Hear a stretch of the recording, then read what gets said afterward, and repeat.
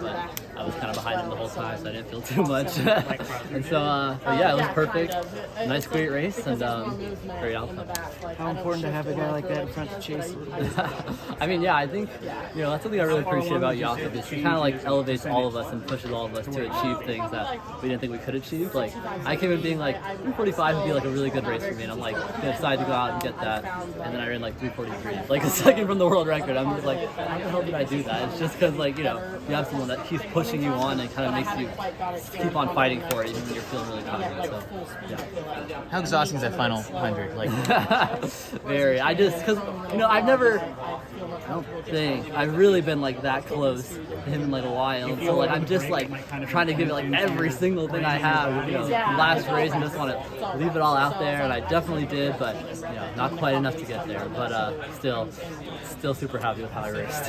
Is that going through your mind at all? Like I'm close to him. I'm still with him. Like you haven't been with him at that point earlier this year. Yeah, coming that last 200, I was like, I know I have a little more because I always do, and I just gotta like keep pushing it. And I think obviously he would have a little more too, and I couldn't really close that gap. But still, I feel like I'm always confident in my kick and my ability to just like keep pushing you when every cell in my body is screaming at me to stop. But yeah, no, it was crazy 100. what's that conscious move, sort of like when the two of you did break away, like you just glued yourself to him? Yeah, I mean, I didn't realize we had broken away until like, I don't know, I looked over at the screen once and I was like, oh, they are gone. But ideal scenario for me, honestly, because then I have to like deal with less people around me. It's just at that point, it's just a race to just like run fast and see who can win. Which I really appreciate. And, it just felt like, it really did feel like it was just like me and him and just like hammering to see who was going to be faster that day. And, we put on a great show. So. If you mentioned last September or October, had you been a capture year running at 343 miles, what would you have said? I would say crazy, probably. I think I have this like constant, at least a little bit self-doubt at all times. And so like I have like goals that I feel like are achievable, but then I get to a certain point it's like, nah, we're not gonna do that yet. Like I always think it'll come later or something, and it always just ends up coming way sooner than I think. So that's basically been this entire year, and I've been really, really happy with it because of that. Now, the other end, it sounds like you are not on the team for sure, even if you have to say. You sound like you're not interested in looking at it. No, yeah. I'm honestly just like, I want to see what I can achieve, but like, I think I just have like certain expectations always, and then I just blow past those expectations. But, it is what it is. Super great. Even after finishing second, like at the very end, you let out, like you jumped or something like that. Like you had some excitement there. I guess. Where did that come from? Because you're famously just pretty even keel, chill. I think just having like my last race be, here at this huge meet, running a spectacular time against the best competition the world has to offer, is just really, really exciting for me, and just basically kind of how I wanted to cap every season. I feel like, if Worlds ended up being the last race, maybe I'd have like be a little more excited after that. But it's just, to have this really be the last one, to really be on break after this is just so exciting for me, and I think I kind of felt that when I crossed the line a little bit.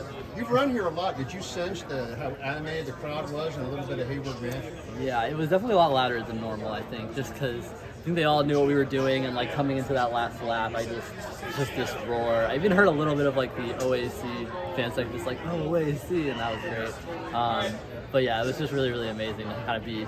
I feel like that was like a true Hayward magic moment. That I only raced here twice this year, but probably the best one I had this year. If you look at the scoring tables, like this performance is a leap up from what you've been doing in the 1500. Like, have you seen anything in practice that indicated this sort of performance was coming?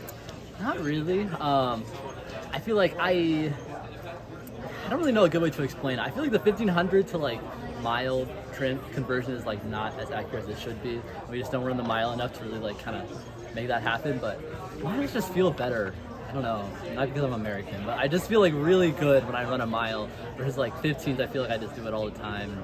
And, it is what it is. But Yared was talking about the wind on the back straight coming into the race. Like, did you feel it at all, or is he blocking it all for you? I definitely felt it a little, but he was more so blocking it for me, I'd say. I feel like I don't know, it's not like he was like a giant wall, like I didn't feel it at all, but like, I definitely probably felt it a little less than he did, if I had to guess. But I usually don't take wind too much into account when I'm racing, so I think I'm just very like focused on the race and not like what else is happening.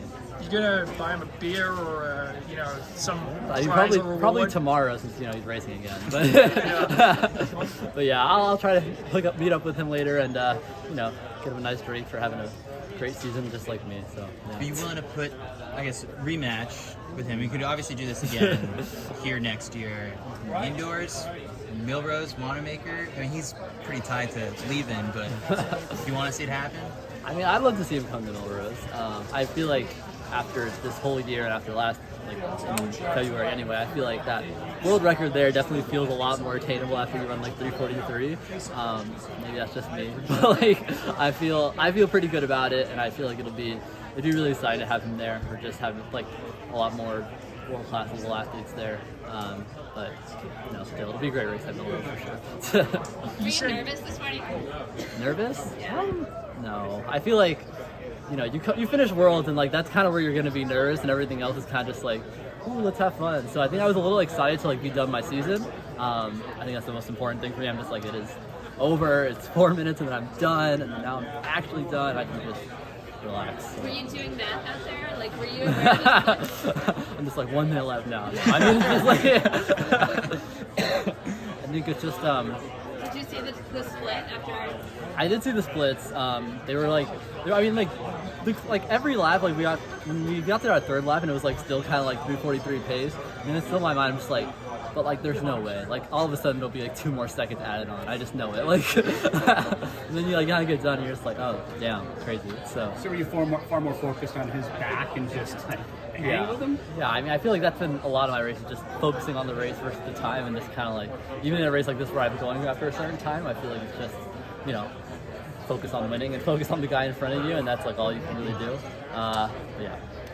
Yesterday you said you didn't think this would be a world record attempt from Jaco, but if you look at the splits that he was trying to run, it kind of turned into that. Like, when you see what splits are assigned this morning, like, are you thinking, oh, this might actually be a world record race? Did that change at all? I mean, they were telling me right before that it was like, oh, they're gonna have another pacer. I was like, okay, and this pacer will go like faster for the third 400. And I was like, what? But then the pacer dropped off like 900 in, so I was like, okay, so I guess that's not happening anymore. But like, I mean, when they said that there were gonna be 2 pacers, I was like, okay, maybe, but I'm still gonna, put myself out there. I don't want to be in like no man's land. Might as well just go for it, and if I die, I die. But I didn't, so it's great. Thanks, Jared. No problem. Congratulations. Yeah.